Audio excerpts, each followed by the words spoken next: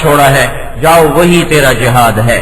ایک صحابی آئے، یا رسول اللہ بہت بڑا گناہ ہو گیا۔ آپ نے کہا ماں زندہ ہے؟ کہا جی مر گئی۔ کہا خالہ زندہ ہے؟ کہا جی۔ کہا جاؤ اس کی خدمت کر، اللہ معاف کر دے گا۔ ایک صحابی ہیں حضرت علقمہ، ان کا انتقال ہونے لگا، کلمہ رک گیا زبان پر۔ بیوی نے پیغام بھیجا، یا رسول اللہ علقمہ کا انتقال ہو رہا ہے، کلمہ نہیں پڑھا جا رہا۔ تو آپ نے پوچھا ماں باپ زندہ ہے؟ کہا جی ماں زندہ ہے۔ آپ نے پوچھا راضی ہے کہ ناراض ہے؟ کہا جی ناراض ہے۔ تو آپ نے پیغام بھیجا علقمہ کی ماں کے پاس، میں آؤں کہ تو آئے گا؟ کہا جی میں آ جاتی ہوں۔ وہ آ گئی۔ آپ نے فرمایا تجھے علقمہ سے کیا شکایت؟ کہا جی اس کے دین کی کوئی شکایت نہیں، بڑا تہجد گزار، بڑا پرہیزگار، بڑا روزے دار، بڑا شب بیدار، تو میرا گستاخ رہا، مجھ سے بدتمیزی کرتا تھا۔ بہت لوگ ہیں جو دوستوں کے ساتھ بڑے خوش مزاج، ماں باپ کے ساتھ انتہائی بدتمیز، بیوی کے ساتھ انتہائی بدتمیز، اپنی بیٹھک میں مہمان خانے میں بڑے مہمان نواز، اندر جا کر بیوی کے ساتھ انتہائی بدتمیز۔ اللہ تعالیٰ کے نبی نے فرمایا بہترین مسلمان وہ ہے جو بیوی سے اچھا سلوک کرے، اور اللہ تعالیٰ کے نبی نے فرمایا سب سے پہلے جو ترازو میں اللہ تمہاری نیکی کو تولے گا وہ تمہارا بیوی بچوں سے اچھا سلوک تولے گا۔ آپ نے فرمایا پھر اس کو معاف کر دو۔ کہا جی میرا دل دکھا ہوا ہے، میں معاف نہیں کر سکتا۔ آپ نے کہا اچھا بلال لکڑیاں اکٹھی کرو اور علقمہ کو آگ لگا دو۔ تو ان کی ماں کہنے لگی یا رسول اللہ کیا میرے بیٹے کو آگ لگائیں گے؟ کہاں، تو معاف نہیں کرے گی تو جہنم کی آگ جلائے گی، اس سے اچھا میں جلا دوں، تھوڑا عذاب ہے۔ کہ نہیں یا رسول اللہ یہ بھی تو مجھے برداشت ہے، یہ بھی تو مجھے برداشت ہے۔ اولادیں دھکا دیتی ہیں، ماں باپ کہاں دھکا دے سکتے؟ 10 بچوں کو ایک ماں پال لیتی ہے اور 10 بچے ایک ماں کی خدمت نہیں کر سکتے۔ ایسا اندھیر آ گیا ہے،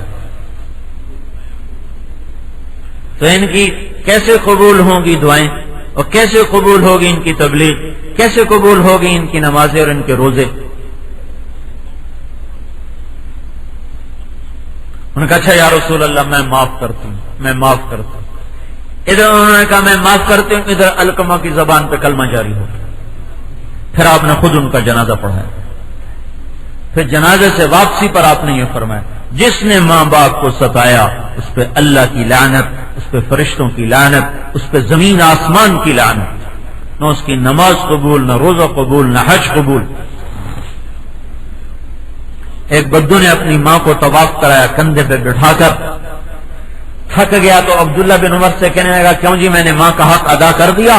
تو انہوں نے فرمایا تیری ماں نے تجھے پالتے ہوئے تھک تھک کے جو کروڑوں سانس لیے تھے اس میں سے ابھی ایک سانس کا بھی حق ادا نہیں ہوا، ایک سانس، ہائے اس ایک سانس کا بھی حق ادا نہیں ہوا۔ اس لیے اللہ بڑے ناراض ہیں جو ماں باپ کو ذلیل کرتے ہیں، جو ماں باپ کو دکھ دیتے ہیں۔ اللہ ان سے ناراض ہیں کہ رمضان میں بھی ان کے لیے دروازہ بند ہے، نہیں نہیں جاؤ جاؤ، پہلے انہیں راضی کرو جن کی چھاتیوں کا دودھ پی کر آئے ہو ظالم، آج اسی کو دھکے دیتے ہو، جس کے ناخنوں سے تیرے پخانے کی بدبو مرتے دم تک نہیں نکلتی، انہی کو کہتے ہیں بکواس نہ کر، نکل جا میرے گھر سے۔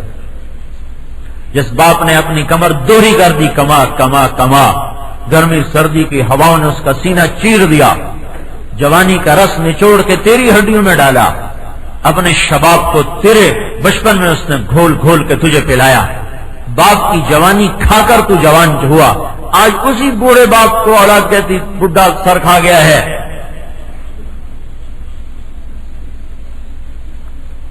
وہ قوم کیسے پنپ سکتی ہے جو ماں باپ کو ذلیل کر دے؟ اس لیے میں کہتا ہوں حکومت کو گالیاں دینا جو بڑی فضول بات ہے، الٹا گناہ بڑھانے والی بات۔ حکومت کا کیا قصور ہے؟ حکومت پہلے کون سی جنید بغدادی بیٹھے ہوئے تھے؟ پہلے بھی برے تھے، آج بھی برے ہیں، پر حکومت کی برائی سے ملک برباد نہیں ہوا، میری آپ کی برائی سے یہ ملک برباد ہوا ہے، ماں باپ کی نافرمانی سے یہ ملک ڈوبا ہے، سود کے کاروبار سے یہ ملک ڈوبا ہے، موسیقی کی سرتان میں یہ ملک ڈوبا ہے، عورتوں کے بے پرد پھرنے سے یہ ملک ڈوبا ہے، جوئے شراب تاش کے اڈوں سے یہ ملک ڈوبا ہے، زنا کے اڈوں سے یہ ملک ڈوبا ہے، جو اٹھتا ہے حکومت کو گالیاں دینا شروع کر دو، جو اٹھتا ہے حکومت کو، وہ ان کے لیے ہدایت کی دعا کرو، تمہارے ہی بھائی ہیں، ان کا جہنم میں جانا اس میں ہمارے لیے کون سی خوشی کی بات ہے؟ اللہ کے نبی تو اپنی امت کے چور کے لیے بیٹھ کے رو رہے تھے، چور کا ہاتھ کٹا، آپ کے آنسو جھڑیاں لگ گئی، پھر جو پکڑ کے لایا تھا آپ نے اسے کہا اب تیرا کلیجہ ٹھنڈا ہو گیا، اس کا ہاتھ کٹوا کے اب تیرا کلیجہ ٹھنڈا ہو گیا، اوئے ہو کتنے دکھ سے آپ نے کہا، تو وہ کہنے لگے جی تو آپ نہ کاٹتے، کہ میں کوئی شریعت بدل سکتا ہوں؟ تمہیں کیوں نہ سمجھ آئی؟ تم میرے پاس لائے کیوں تھے؟ تو تم وہیں توبہ کروا لیتے، میرے پاس کیوں لائے تھے؟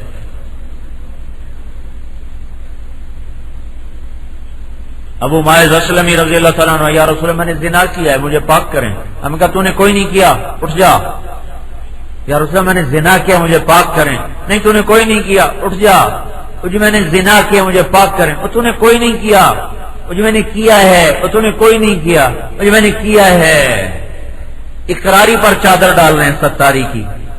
پھر آپ نے کہا تو دیوانہ تو نہیں ہے؟ کہا نہیں جی۔ سلامت ہوش سلامت؟ تو نشے میں تو نہیں؟ کہا نہیں جی۔ اتنی کوشش کی اس کو بچانے کی کہ یہ کہہ دے نہیں مجھے نشہ ہے، لے جاؤ لے جاؤ، کہہ دے میں پاگل ہوں، لے جاؤ۔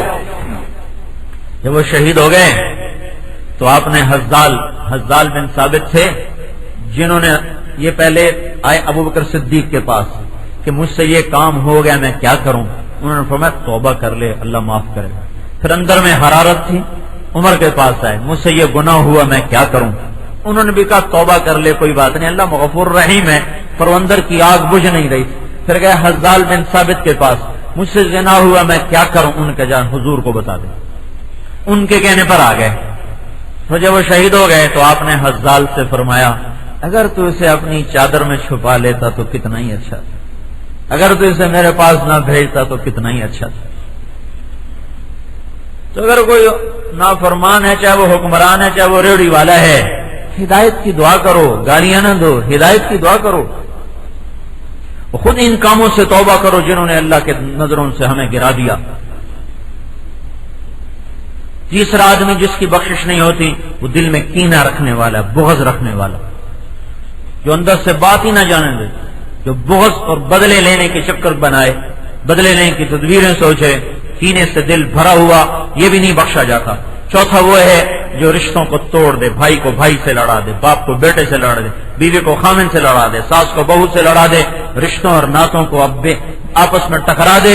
ایسے لوگ بھی رمضان میں نہیں بخشے جاتے سوائے اس کے جب توبہ کر، توبہ بات تو سارا ہی معاف ہو جاتا ہے۔ تو اسے بھائی یہ سارا مجمع آج تو اللہ کے دربار میں توبہ کرے، ٹھیک ہے نا بھائی؟ توبہ کرتے ہو نا؟ تو ایک دفعہ کہہ دو یا اللہ میری توبہ، ایک دفعہ اور کہو یا اللہ میری توبہ، ایک دفعہ اور کہو یا اللہ میری توبہ۔ اور اس اب جانے جاتے جاتے اس مہینے میں اب اجتماع سر پہ آ رہا ہے، تو وہ اجتماع سے 4 مہینے کے لیے چلے کے لیے جو بھائی تیار ہوں اپنے اپنی مسجدوں سے نام لکھاؤ۔ مورخہ 6 نومبر سن 2004 حضرت مولانا طارق جمیل صاحب بمقام راون شہر میں بیان فرما رہے تھے۔ موضوع تھا رمضان کی عظمت اور فضیلت۔ تیار کردہ علمی کیسٹ گھر، کیسٹ اور CD ملنے کا پتہ نوٹ فرما لیں۔ علمی کیسٹ گھر، دکان نمبر 5 فاطمہ پلازا، بالمقابل مدنی مسجد، feudal be area, Karachi. Phone number 63708113۔